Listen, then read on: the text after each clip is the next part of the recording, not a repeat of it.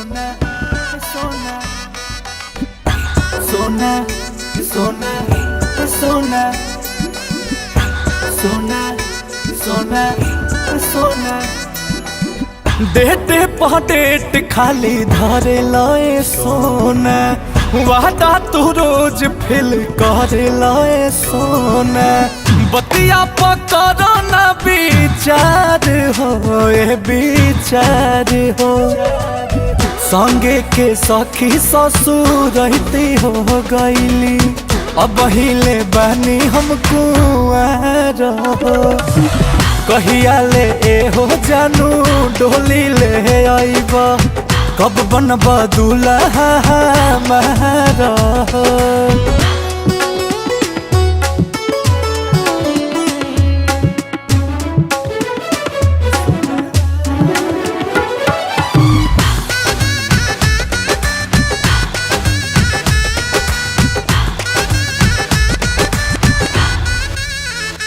दिनों राति रहल जाई जब साथ में तब प्यार बढ़ी हो परिवार बढ़ी हो जाहिल चाहिला ससुरार हो ससुरार हो संगे के सखी ससुर रहती हो गईली अब हिले बनी हम कुआर हो कहिया ले हो जान डोली ले आईब कब बनब दूल्हा हमारा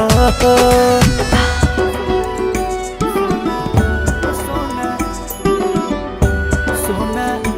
सोना सोना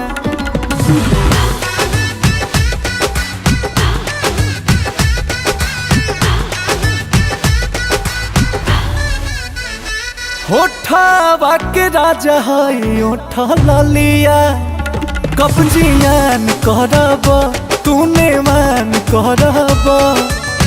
पिया बोस बानी मन मार हो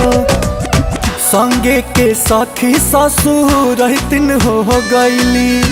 अब हिले बानी हम कुआर हो